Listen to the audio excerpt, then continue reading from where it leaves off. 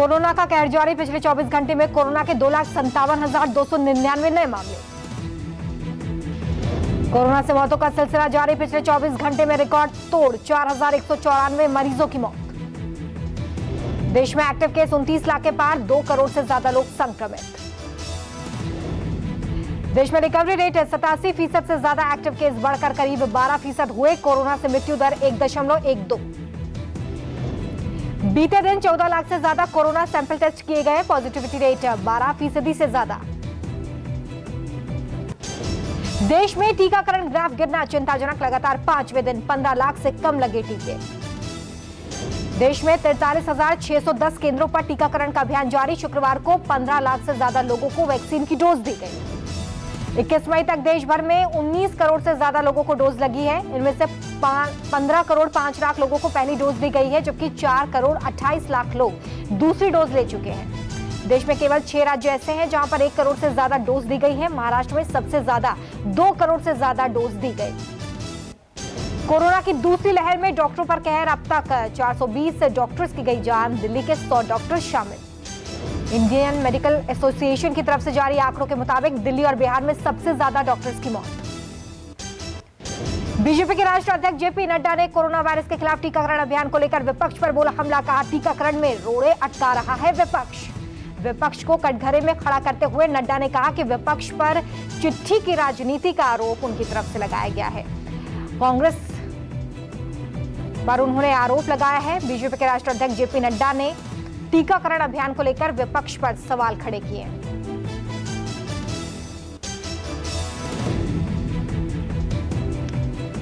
उन्होंने चिट्ठी की राजनीति का आरोप विपक्ष पर लगाया है।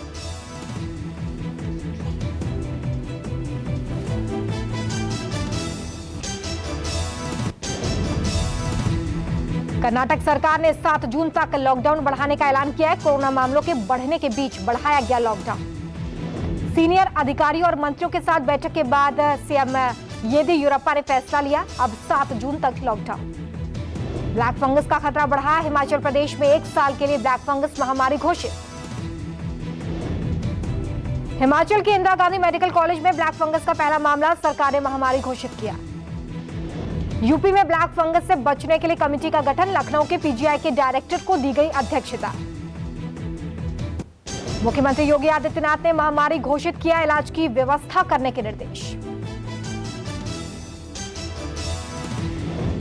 हरियाणा, राजस्थान, पंजाब समेत कई राज्यों में ब्लैक फंगस महामारी घोषित। केंद्र सरकार ने सभी राज्यों और केंद्र शासित प्रदेशों को ब्लैक फंगस को महामारी घोषित करने के निर्देश जारी किए।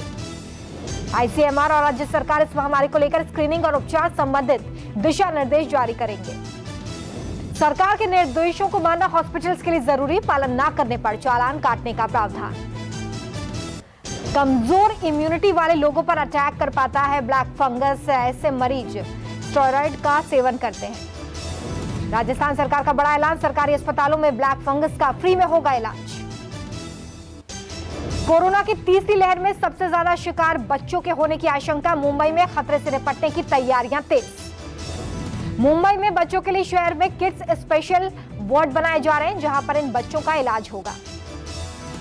सेंटर के एक फ्लोर पर सिर्फ बच्चों के लिए डिजाइन किए गए हैं पीडियाट्रिक कमरे। इन वार्ड्स को खासतौर पर बच्चों को ध्यान में रखकर बनाया जा रहा है। एंटरटेनमेंट के लिए खिलौने और गेम्स भी रखे गए हैं। मुंबई के वर्ली में वार्ड बनाया गया, जहां पर 100 बेड रिजर्व रखे गए हैं। वार्ड में कई तरह के मेडिकल इक्विपमेंट्स रखे गए। मध्य प्रदेश के पूर्व मुख्यमंत्री कमलनाथ के जरिए इंडियन कोरोना वाले बयान के बाद राज्य में सियासत गर्मा गई है। प्रेस कॉन्फ्रेंस के दौरान कमलनाथ ने कहा कि दुनिया भर में देश की पहचान इंडियन कोरोना से बन गई है। बीजेपी ने बयान का विरोध किया है। राज्य के गृह मंत्री नरोत्तम मिश्रा ने कहा कि पूर्व मुख्यमंत्री के मुंह से भारत के लिए अपमानजनक शब्द सुनकर स्तब्ध। बीजेपी के नरोत्तम मिश्रा ने कहा कि आपको भारत की इज्जत उछालने का कोई हक नहीं।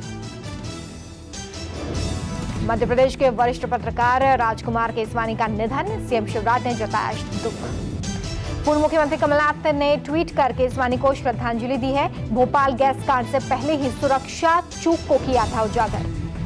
आईटीबीपी के कोविड सेंटर को मिले 150 वेंटिलेटर, पीएम केयर्स के जरिए हुई खरीद। Sardar Patel Covid care centre में मरीजों के लिए हर तरह की सुविधा मौजूद। योग और ध्यान सत्र भी होते हैं आयोजित। छन्नूलाल मिश्र की बेटी का कोरोना से निधन, अस्पताल पर लगाया लापरवाही का आरोप। कोरोना से बेटी की मौत के बाद उन्होंने न्याय की गुहार लगाई है। पिछले महीने कोरोना के चलते एक निजी अस्पताल में मौत हुई। डीआरडीओ ने कोविड-19 के मरीजों को एंटीबॉडी के लिए जांच करने के लिए कहा। इसके लिए किट तैयार की गई है। कोविड एंटीबॉडी का पता लगाएगी किट। डीआरडीओ के जरिए बनाई गई किट को डिपकोवेन दिया गया है नाम, जो SARS-CoV-2 वायरस दोनों को कर सकती है डिटेक्ट। रक्षा मंत्री राजनाथ सिंह ने डीआरडीओ की तारीफ की है। जून के पहले सप्ताह में होगी लॉन्चिंग। दिल्ली में कोरोना के पिछले 24 घंटे में 3009 नए मामले, 252 लोगों की मौत। महाराष्ट्र में पिछले 24 घंटे में 29,911 नए मामले, 555 लोगों की जान गई। राजस्थान में पिछले 24 घंटे में 6,225 नए मामले सामने आए हैं, 129 लोगों की जान गई। यूपी में पिछले 24 घंटे में कोरोना के 7,735 नए मामले, 172 लोगों की मौत।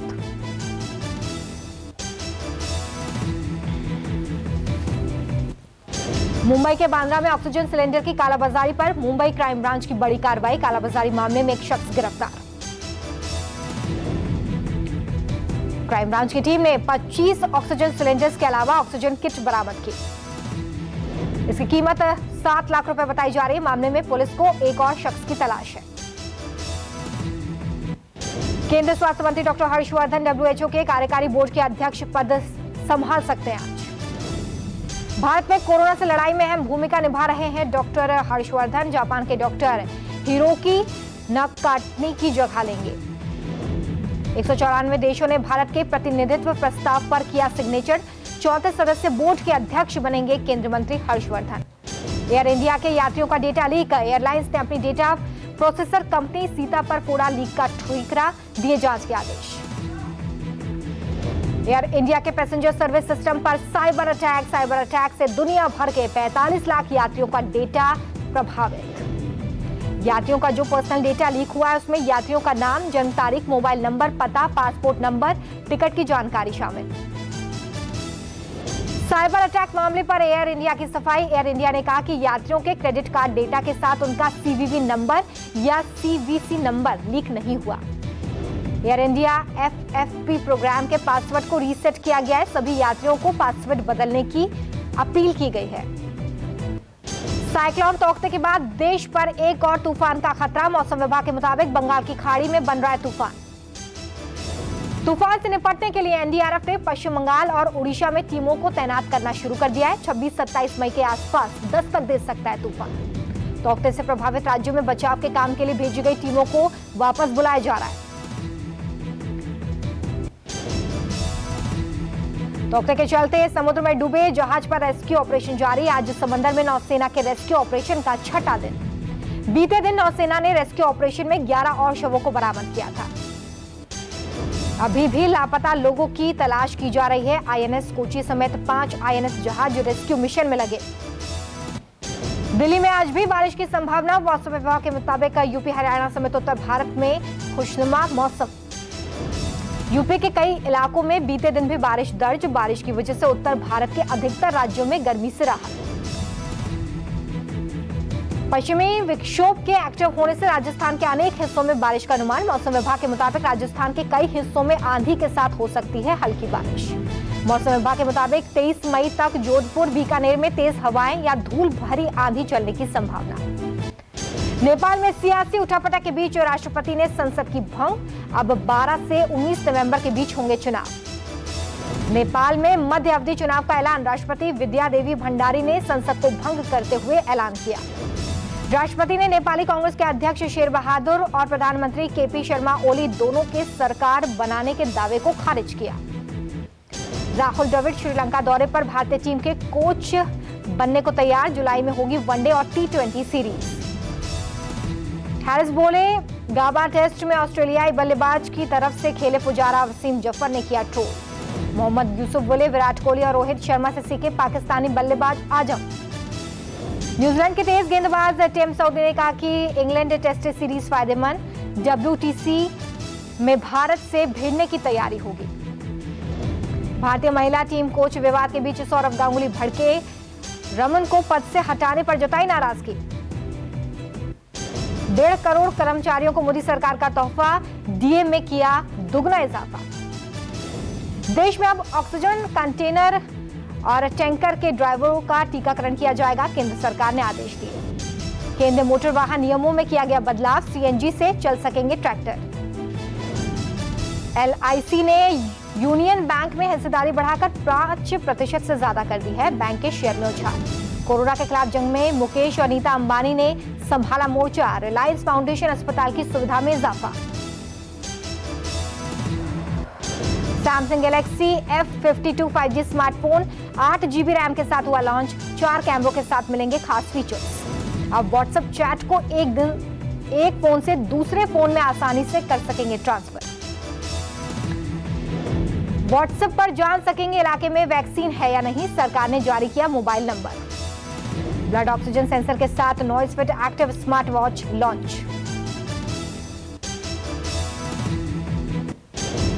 शाहिद कपूर की पत्नी मीरा राजपूत ने आम के पेड़ से लटक कर की exercise, video viral. Sushmita Sen की भाभी चारू बनने वाली है मां, प्रेगनेंसी का ऐलान कर मांगा आशीर्वाद। एक्ट्रेस फातिमा सना शेख बोली, अगर दर्शकों को आपका काम पसंद नहीं तो आपका खेल खत्म। आदित्य नारायण ने किशोर कुमार के बेटे अमित कुमार पर कसा तंज, कुमार सानू ने भी किया समर्थन। अरबाज खान ने अपनी गर्लफ्रेंड जियोजिया का शानदार अंदाज में मनाया बर्थडे, तस्वीरें वायरल। इजरायल हमास के बीच सीज़फायर, नेतन्याहू ने कहा कि हमने हासिल किया अपना लक्ष्य।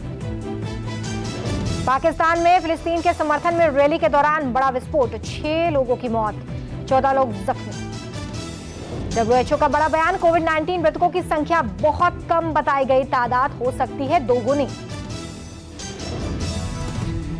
चीन में डाली से 28 किलोमीटर उत्तर पूर्व में भूकंप के झटके, रेक्टर स्केल पर तीव्रता 6.1।